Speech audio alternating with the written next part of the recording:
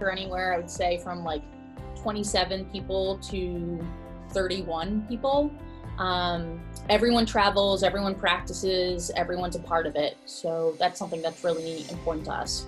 Anywhere between 24 to 28 players, depended on the team, really depended on the needs, depended on the quality we had coming back.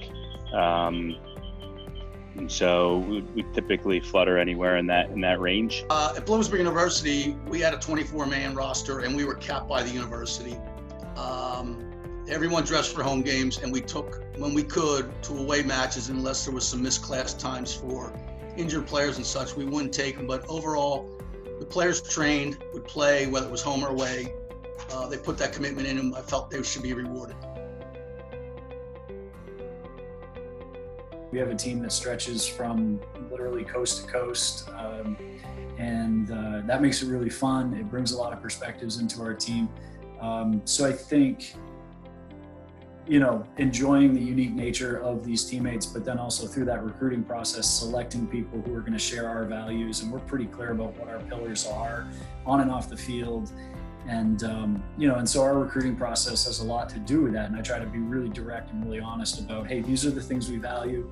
On the field chemistry, your style of play, which obviously, kind of who you are as a team, style play wise. And then I think the chemistry off the field, the culture, and all of that. And I think college soccer is such a unique thing that it's extremely important. And maybe the biggest emphasis that I put on my program.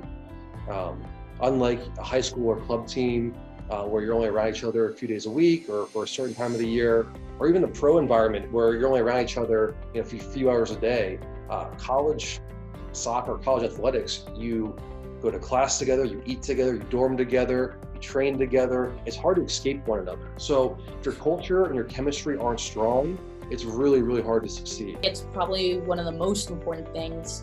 I think team chemistry, the way I think about it is, having a connected team, a team that wants to work hard for one another, that they don't want to disappoint one another, and to create an environment where they feel comfortable, but also where they're open and honest with one another to bring out the best in each other.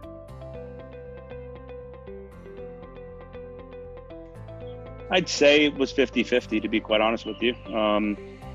I'd like to think that what we did was very holistic in nature. It wasn't just about the soccer. It wasn't just about the program. It was about the development of the person. It was about the university. And I would always tell every single kid that came to visit that, regardless of whether I'm here or not, you want to still be at West Virginia University, regardless of whether you can continue to play soccer, if you have a bad injury, do you still want to be at West Virginia University? And, if the answer was yes, and it was the right place for you. So it was really, really important for me to be able to share a completely holistic approach as to what the next 4 years would look like. Well, at Bloomsburg, being a Division II school, can offer scholarships, but at the end of the day, whether it's Division I, II, scholarships, Division III, the academics came first. So we always prioritized how we talk to the family, the student athlete, and the family. And most of it's centered on the academics and the campus life, because if you look at athletics, it's a small sliver of your college experience. We really sort of sold the experience of being a soccer player at the university, would be my answer. I do think it's a different experience when people are looking at where their best fit is. You're not just going LaSalle to go to LaSalle, you're going as a LaSalle athletics player. So we'd really focus on how it is to be an athlete in that school.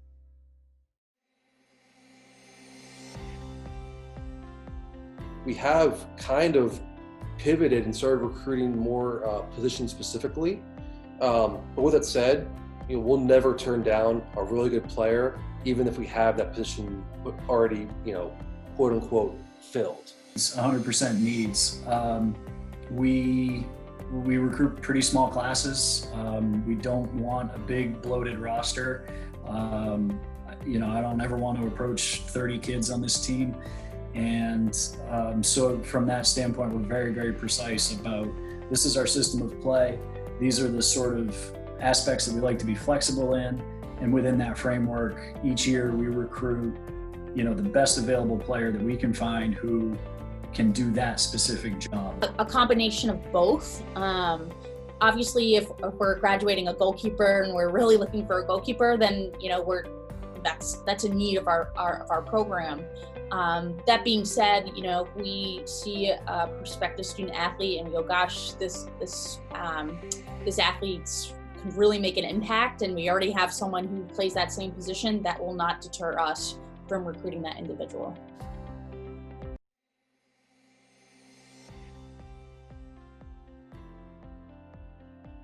About 75 guys a year to apply. From there, we whittle that down, and bring in a class of typically about 10.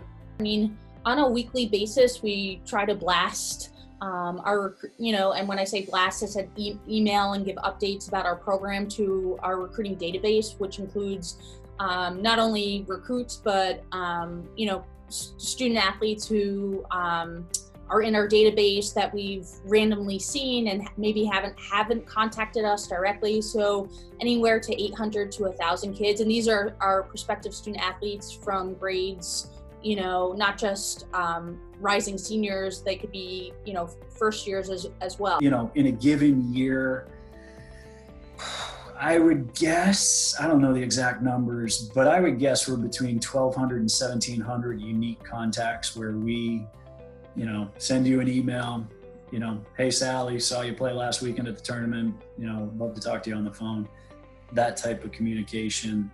Wow.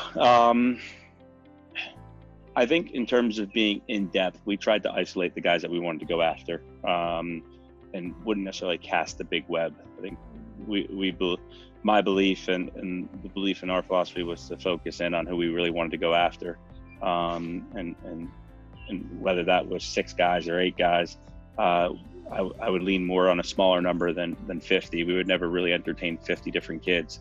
Part of the investment of what we're doing is to invest in the people as well. And in order to do that, you have to get to really know these kids. And so, yes, we would answer hundreds and hundreds and hundreds of emails that would come our way every single year and answer them personally, whether myself or anybody on my staff. But in terms of, in-depth recruiting where you're having multiple phone calls, I would say anywhere between, 10 to 15, 10 to 20 per recruiting cycle that we're really truly reaching out to and trying to establish relationships with. I'm old school. I like to be and have phone conversations. I really do enjoy talking to someone on the phone, getting to know them. I think there's some minute aspects that you can kind of pick up on that you don't get via email or text message. Actually, I think it's changed due to COVID-19. I mean, I would usually say I like emailing and, I love one-on-one interviews, or not interviews, but meetings with kids. But I've also, as a result of, everyone being home, I have really enjoyed phone conversations, even, with kids that I've never spoken to or met before. I think it really gets kids out of their comfort zones and, forces them to, ask questions and become, have a conversation. So, I would say right now, my number one is obviously always meeting a recruit face-to-face. That's my favorite. But I'm going to say right now, phone conversations are next, and then email correspondence. So for us in Division III, we can communicate anytime, anywhere, anyway, anyhow. I joke that it's the Wild West of recruiting. But my preferred method is the student's preferred method, to be honest. If they want to text and that's comfortable and appropriate for them, text is great. If they want to talk on the phone, I'll chat with them on the phone. Email's obviously ubiquitous. So, whatever's easiest, right? Like, we have so many modes of communication now. Much email, Twitter a little bit near the end, texting, but for the most part it was email. Some of my assistant coaches, and I only had graduate assistants, they might use some other social media, but by phone when it was getting more serious of where we were in the recruiting process, but mainly through email. And I think you could still develop a relationship. And then obviously the most important is having a face-to-face with the family, and more importantly, the student athlete. I have an associate head coach, Pat Bain, and he is our recruiting coordinator. With it said, we do kind of split the role, but he does do a lot of our recruiting and identification. So I don't know, it's not an exact percentage, but he is heavily involved in that process. I was fortunate to have some very good graduate assistants who, keep in mind, were student athletes themselves in a way, but I gave them more and more of that responsibility, and they did a great job with it. I would do some, but I would say mainly it fell to the assistants, that first contact, and then we'd follow up. And then it was a joint effort by both coaches to stay in contact. It wasn't just one coach rather than the staff. So yeah, we were pretty organized as far as that's concerned. We had one lead assistant coach who was the head for recruiting, and then our other assistant coach would be the secondary person. The guys that we were really going after, my lead assistant would take the responsibility of and be the main point person for the guys that we were bringing in. The guys we were just getting to know, or the guys that we didn't know a whole lot about, that were maybe reaching out to us and wanting us to watch them. My second assistant would be the one who would start those types of conversations, and then basically would just get passed up the food chain as we started to build relationships or found somebody that we liked.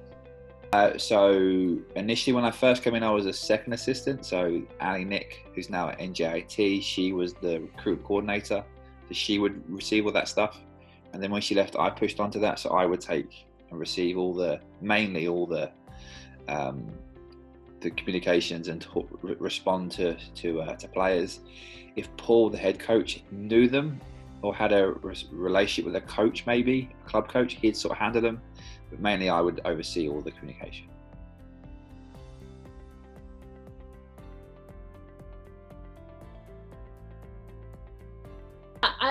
I think more and more videos, well, especially now, videos are really helpful, but they kind of plant the seed, right? Like if you watch a video and you go, gosh, this player is showing something, it's going to make the coach make the effort in a showcase or a tournament to see that player play live. I think as far as the things that I look for in the video is kind of both good and bad. I look for, how they are with the ball at their feet, what they're doing off the ball, how they recover. I think as far as what I'm looking for in a highlight video, like I think it's really easy to, like, you see some highlight videos and they cut everything so precisely, where it's like they take a shot, but you don't see where the shot goes. Or they show a turn with the ball, but they don't show where they passed the ball because the turn was good, but maybe the pass wasn't what they wanted to see. And, I think my main thing is you don't have to show perfection. You have to show, like, at the end of the day, the point of a highlight video is to show the type of player you are. So if you're really, if you believe your biggest strength as a player is your physicality, well, what does that look like? Or, show who you are as a player. And I think the other big thing is there's a sense of you can only show, the good, and some of the good is when you lose the ball, what do you do afterwards? Like, how do you track back? Did you lose it and then recover it? And I think that second piece is as valuable as well. I think that a highlight reel, especially right now with the current situation, of the world, having video is paramount. I hate to make a final decision on a kid via solely video. With that said, I have done it in the past, specifically with international kids, but also with a few domestic ones as well.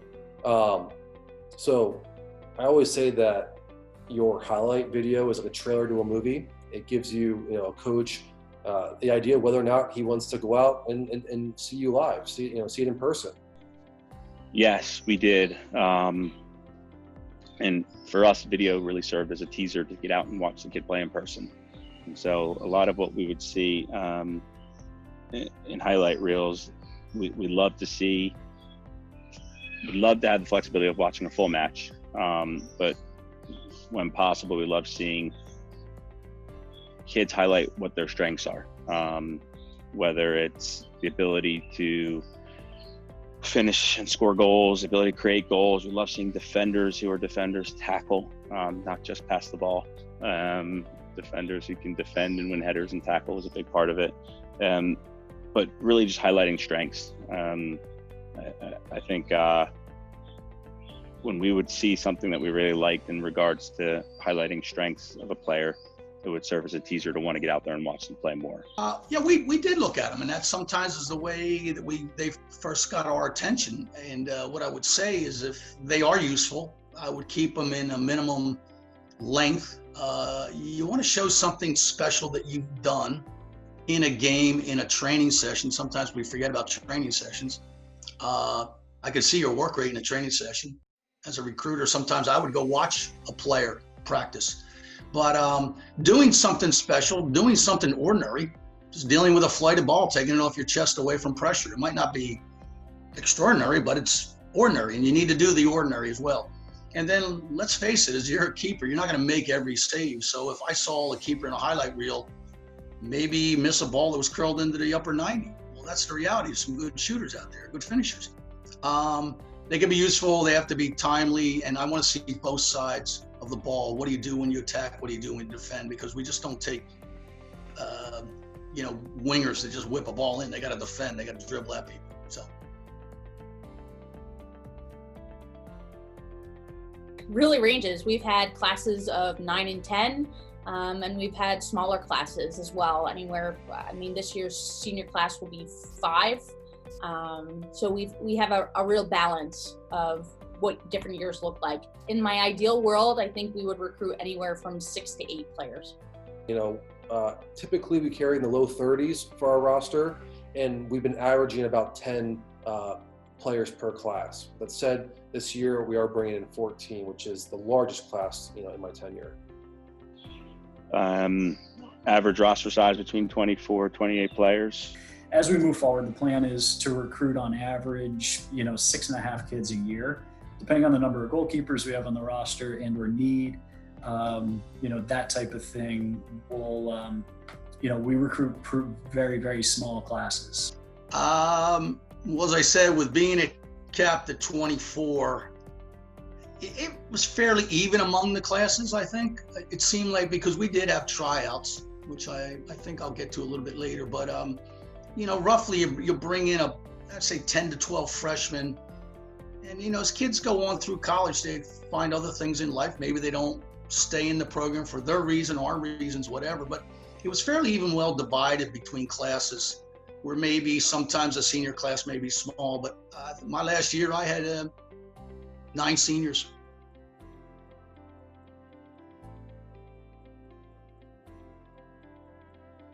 A lot of factors. Some is what we can afford, timing, where we've had success, where we haven't.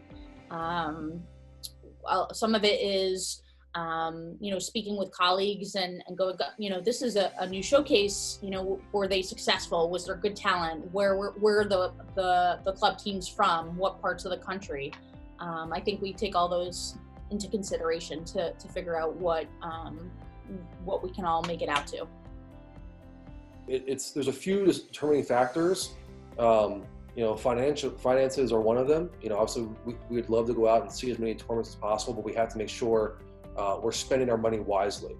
And for my team specifically, the majority of my team comes from the Southeast. So we go out and hit the biggest tournaments in the Southeast. We do occasionally, venture off and go other places, but you have to, get the best bang for your buck, the best value. And for us, that's kind of how we determine where we go.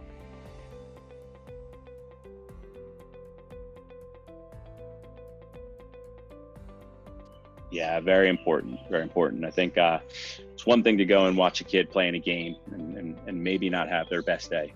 And maybe that was the first time and the only time you'll get to go watch a kid play. We always invited kids to come to our camps, and our camps were small. We weren't a school that had 500 kids in a camp. We were a school that maybe had 60 to 80 kids in a camp. And so for us, it was a really good, a true opportunity to work with a kid and evaluate a kid on a 1-on-1 basis for 2-3 days.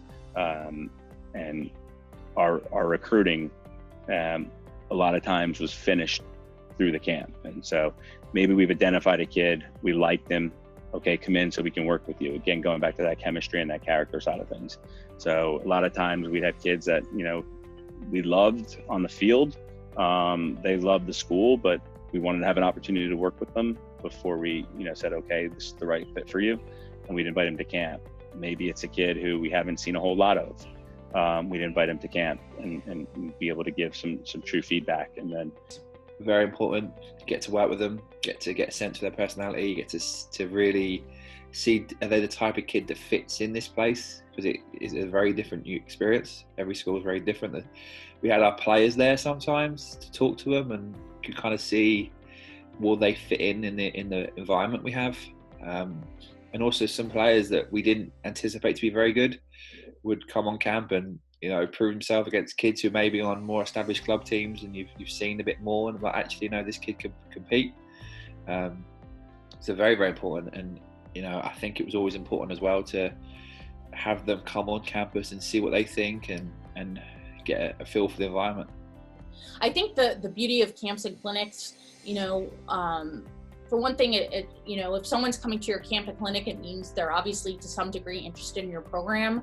But I think it all goes back to, at the Division III level and even D1 level for that matter, you are practicing and training more than you are competing in games, right? So, for me to go to a showcase, I'm watching games and I'm seeing how competitive someone is, and that's really important.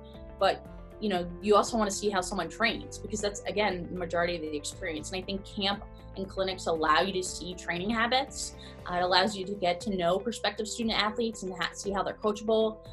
You get to see how they speak and interact with other people on the field, which I think, if you're looking, we said earlier in this interview, we were talking about chemistry, but you also want to find the right fit for your program, and you can get to see how, these prospective student athletes in a smaller environment, communicate with one another. And on the flip side, I think it's important for recruits and prospective student athletes to go to camps and clinics, because, you want to experience coaching, right? If you're going to play for a college program for 4 years, you want to make sure that the type of coach and communication that you'll be playing for, and make sure it's the right fit. So I think it's a positive on both sides, both for the coach and for the prospective student athlete. As we mentioned, we have limited resources and finances. So the ability to go to a camp or go to, or host our own clinic and evaluate talent is massive.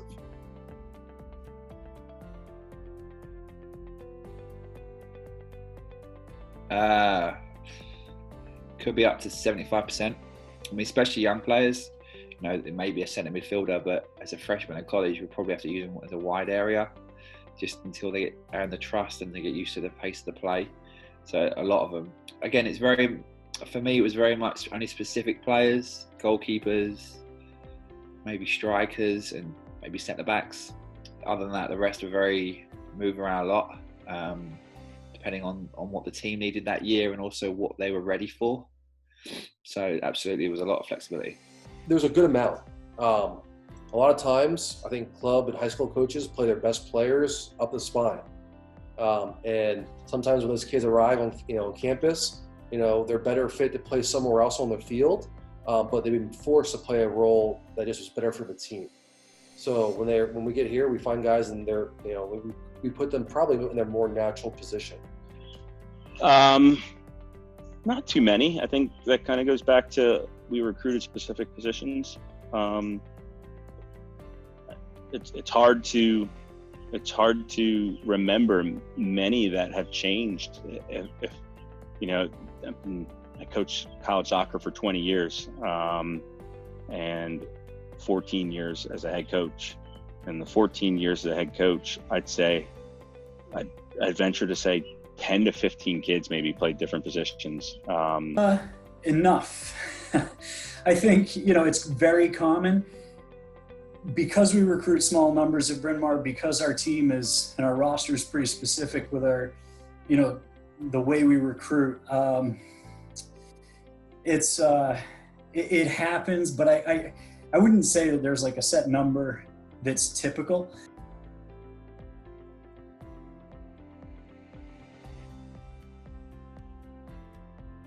Everyone gets a scholarship. That's a big misconception. Just because someone on your club team has got a good offer here doesn't mean anything anywhere else. Other misconceptions are, just it's a different vibe. Obviously, parents' involvement is a lot more at the club level, and I think maybe sometimes parents have to get used to that, where maybe they're used to chatting with a coach and it doesn't really happen at the next level. I think some misconceptions are, to be a good student and to be a good athlete, it's too hard to do both. Or, the fear that athletics will take away from the academic experience. I think to some degree the recruiting process can be misguided, meaning, there will be times where someone will send me a video and go, will you slot me? Will you support me? Will you this? And they don't even know how our process works. And it doesn't work like that. Like the relationship and getting to know a person and all that, it plays a major role. I also think there's a misconception, at least at certain academic schools, that coaches have more pull than they really do. So I think those are some of the misconceptions that I've seen. I'd say some of the biggest misconceptions line that the coach is going to chase the player when it comes to recruiting. I think just as much as the kid wants to feel like they're wanted, I think the coach and the school want to feel like they're wanted just as equal.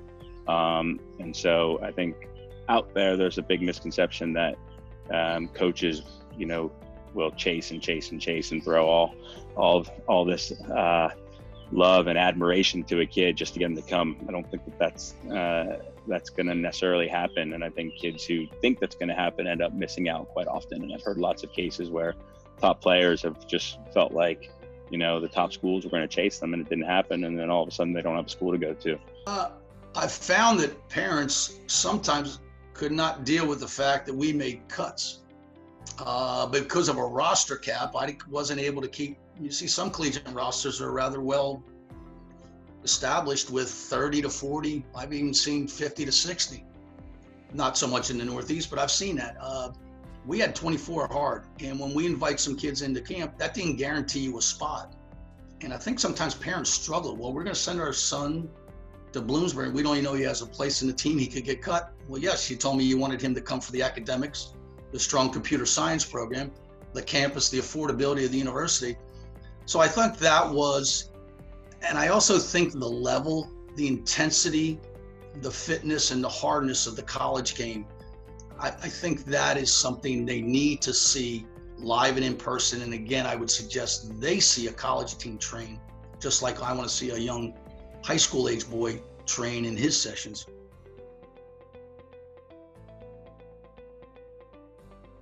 That's an interesting question. I don't worry about retention.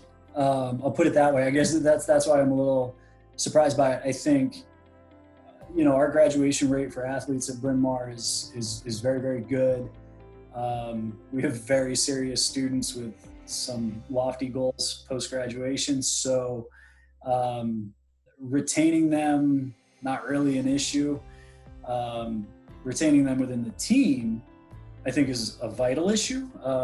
We recruit small numbers. We don't bring in giant classes. So if we recruit you, if we offer you a spot in the team, we need you badly for 4 years. We don't carry a big enough roster to afford losing people. So our recruitment process has to be super transparent and honest. I think both are important. I mean, I think winning is obviously, I'm a college coach. I think who doesn't want to win? That's part of our DNA. I think part of my job is finding players who want that, and also we're recruiting right and they are enjoying their experience and want to compete to win, right? So I think the two go kind of hand in hand, is retaining players that believe in the values of the program, the goals of the program, which, are, in my mind, and we make this really clear with our program, we have 2 goals for our team, and they are, I guess, equally as important. 1, we want to compete to win, and 2, we want to provide a great experience for all those on our team, whether they are a starter, reserve, injured, whatever. That's really important to us. So that's my approach. We really pride ourselves at Sewanee. Our guys graduate in 4 years. as much as I think I would love to say winning is the most important thing, it's not. I think winning is a byproduct of doing things right, and retention and success in the classroom, socially, all of that is, what helps us and leads us to our guys, being successful on the field. So, when our guys, need recommendation letters for internships, I take as much pride in doing that as I do developing a scouting report, for our game. We really do take a lot of pride in the holistic approach, to our student athletes. I think it's one of the beautiful things about coaching in Division III is that it's not all about wins and losses. And if my job was determined on my record every year, I would be forced to approach, how I dealt with my athletes differently. It would change. But fortunately, that's not, the ideology for my athletic department or, in Division III in general, so that I can approach and do things slightly different. I'd say that it's interesting you say retention. I wouldn't necessarily say retention. I would say the welfare. I think welfare trumped everything, the welfare of our student athletes. Retention could go along with whether or not the kid feels like they're playing enough, whether they're fitting in academically, whether they feel like they've made connections with the other players or the coaches. Maybe they're homesick. There's a lot of things that go into retention that maybe might be out of our control, but welfare was completely in our control, and making sure that we treated the kids as equals, making sure that we treated them fairly, making sure that the top kid on the team didn't get anything more from a benefit standpoint than the last player on our roster. That was number one. Winning certainly was not number one. Welfare was number one. And so I think when it comes to retention, there's a lot of things that you can't really plan for. You think about a pandemic and how many kids are going to be lost from a retention standpoint for a lot of institutions now that won't be going away to school. There's so many things that go into that, but I'd say at our place, we put welfare number one before anything else.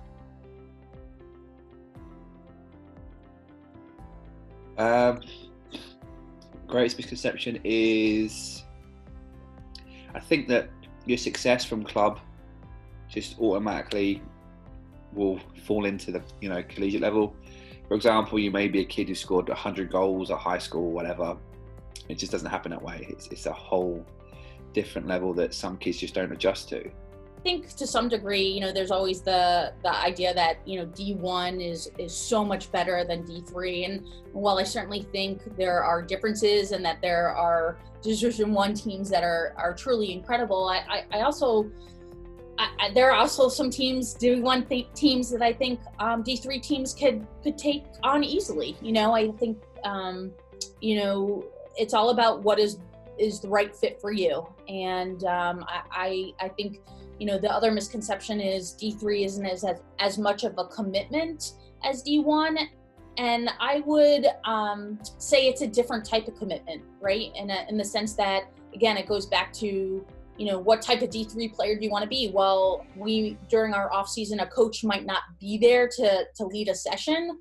It's on the player to and the team to have that motivation to do those reps on their own, to, get in that time for pickup, to make sure that they do the lift because they want to develop as a soccer player. They want to reach their goals and they want to reach the team goals. So it's a different type of commitment. But I would say, that's one of the biggest misconceptions is that, D3 is, it's for kids that are not as committed or passionate about soccer. And I think that is very wrong. That's very off. I think I mentioned that, as, the biggest misconception, but, fortunately I've been able to coach at some of the, the best Division III programs in the country. And, the level of play is unbelievable. There's some high level players, in Division III, I was able to coach, one that got drafted in MLS. So, and a few other professionals. So there's great soccer played at every division. And you got to go out there and watch the games to determine that for yourself. But don't write the school off just because, of their quote unquote their division.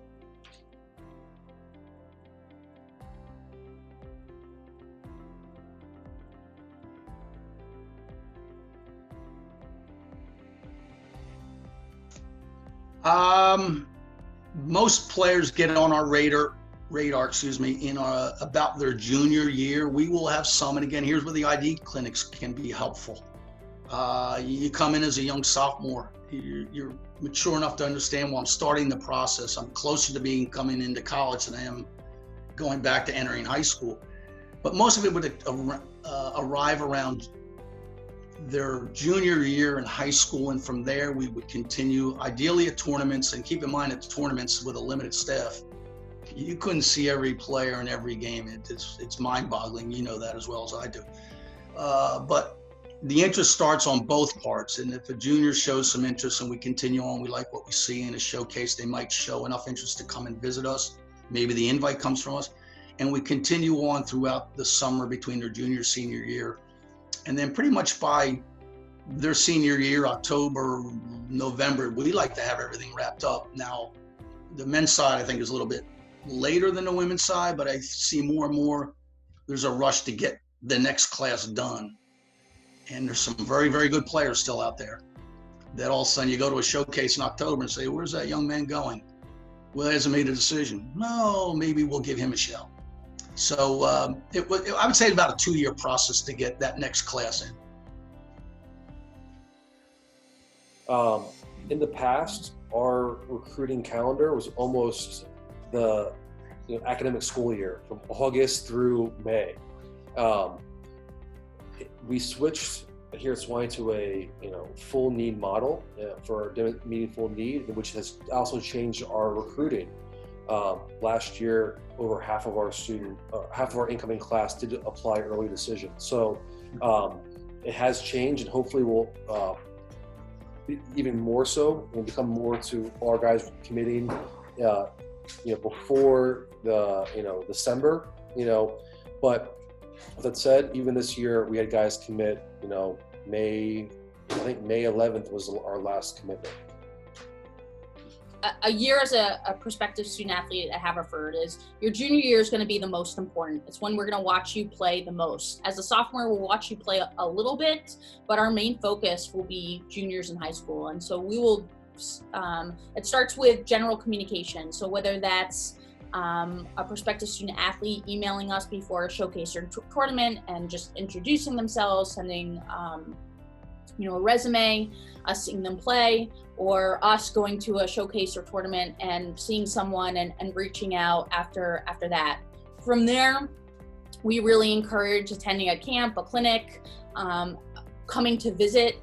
For us, it's really important that if you are interested, come meet with a coach. Usually second semester is when we start day visits and overnight visits for juniors. So what we'll do for juniors, we don't know enough about academically just quite yet, meaning they haven't necessarily taken their SATs, or we don't have a concrete sense of the types of classes they've been taking. We will have them do a day visit where they meet with myself.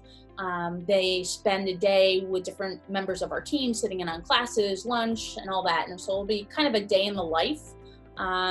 And then for those prospective student athletes who we know enough about from the athletic side of things, we've seen them play a decent amount, we know enough about them from the academic side of things to say, gosh, we really feel like this could potentially be a good fit, we will offer an overnight visit the spring of their junior year.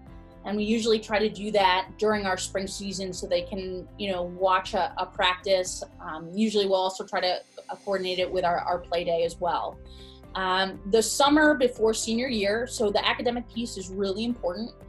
The summer before senior year, so once our juniors finish up their high school for the summer, we'll ask to collect academic information. So some of that academic information will include, your transcript with your full junior year grades, your list of what classes you're taking your senior year. Haverford just became test optional, so you have the option of, submitting your scores if you want. You don't have to, and just any other information that can help us see what type of a student you are, and we can get feedback on whether you might be a good fit for our school or not. Now, that feedback is not going to be a definitive yes, you're going to be accepted or no, you're going to be rejected, but it's certainly going to help us get a sense of, okay, should we keep this conversation going or not?